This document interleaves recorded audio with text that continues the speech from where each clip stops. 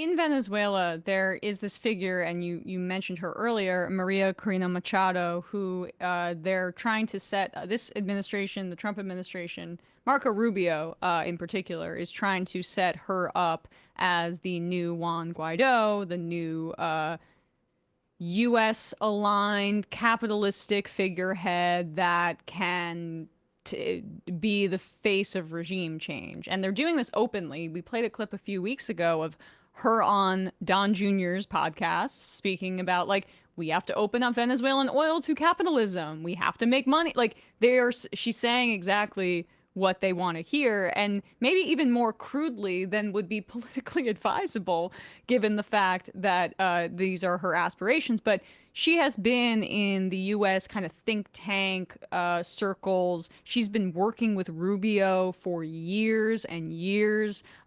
What is the status of her attempt to be the coup figurehead in Venezuela? Yeah, we have to be clear about who she is. She's a far right figure. She has always been on the far right in terms of the political spectrum in Venezuela. And she was actually mostly a marginal figure for the longest time. Her prominence grew as a result of her positioning herself as the voice of the opposition. And there are various oppositions inside of Venezuela.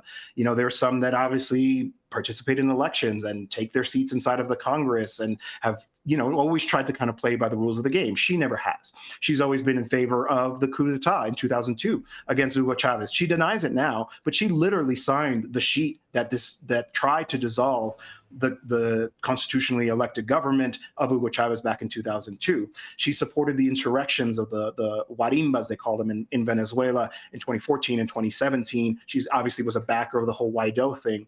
So she's never been a democratic actor. Obviously, you know, her group decided to contest the elections most recently. She was banned from running for various reasons, namely kind of her positions as a result of, you know, these kind of antagonisms that she's engaged in against the government.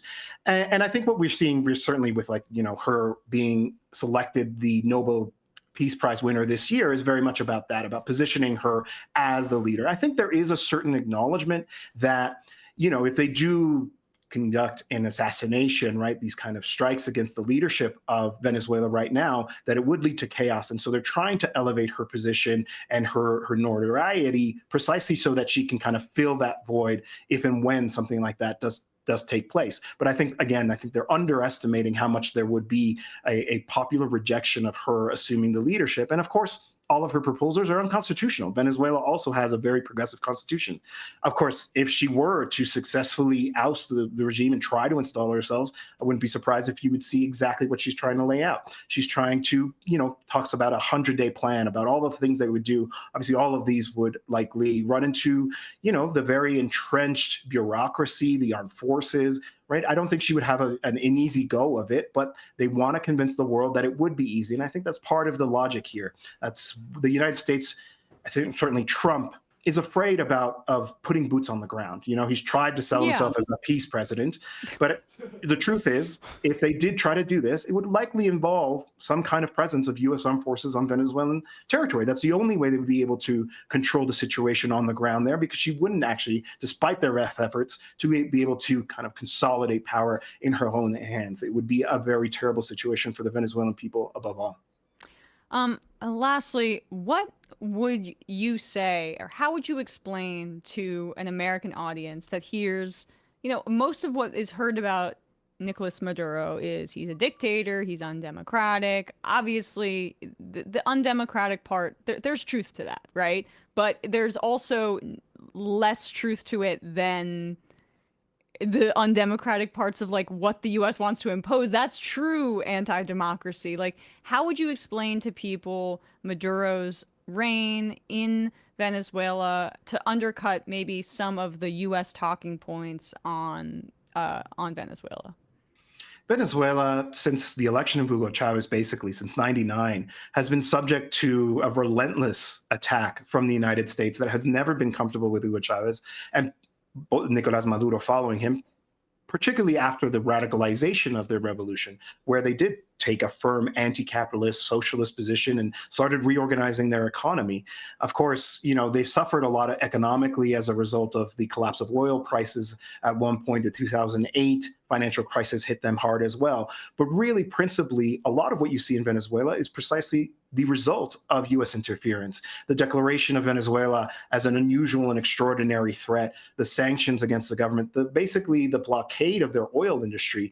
Because of the dominance of the U.S. dollar, Venezuela can't sell its oil in the international market in the way that normally states can. They have to do it through intermediaries, and they have to do it at a discount. So a lot of the problems you see on the ground are due precisely as a result of these efforts to oust Maduro, to kind of apply the strategy that they used in the 70s against Allende, to make the economy scream, and so that the population would rise up against the government themselves and do the hard work for them of ousting a government that's uncomfortable and obviously, plays an important role in the region.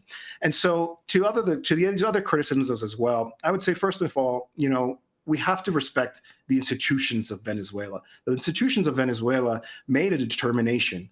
And I think particularly when you compare that with the opposition, which has cried foul in every single election it hasn't won, they are the boy who cried wolf. Why should we believe them now? If you ask me, I refuse to believe the Venezuelan opposition and their claims, because they've always cried foul every single time that they have lost. There were 2 occasions where they won. The institutions of Venezuela recognized their victory. They were able to take their seats. They also won a referendum on a constitutional reform. But of course, in those instances, they didn't cry fraud because they did win. And so this is a narrative. This is a narrative aimed at regime change. And of course, the situation on the ground in Venezuela has become quite difficult for low-income people. But that too, again, is the result of all of these efforts to make the economy scream. Exactly. Right. And so I think if we're going to talk about that, I think the focus has to be on why have we made this population suffer so much? If you didn't have any of that, you wouldn't be able to have the kind of the ground laid that they have now, accusing them of driving the population into poverty, of engaging in, authoritarian tactics. All of that starts with U.S. imperialism in Venezuela. It really is remarkable how the United States has managed to, under this administration, combine 2 of the greatest international policy failures in the past 100 years: regime change wars and the war on drugs. Like, melding these 2 failed strategies into one is, I mean, that's how you can describe this piece of foreign policy, I think. But that's just me. Jose Luis, thank you so much for your time today. I also want to plug, you have a podcast on Mexico with Kurt Hackbraith. How do you say that? Kurt Hackbarth. It's soberanía, which is the word in Spanish for sovereignty. And it's an English language weekly podcast covering Mexico and Latin America more broadly. So if you're interested in learning more about what's happening here in Mexico, definitely invite you to check that out as well. Yes. I really want to listen to that. Thanks for reminding me about that, Matt. Also, of course, with Venezuelanlysis, and you can also check out the Venezuelanlysis podcast. Jose Luis Granados Ceja, thank you so much for your time today. Thank you very much.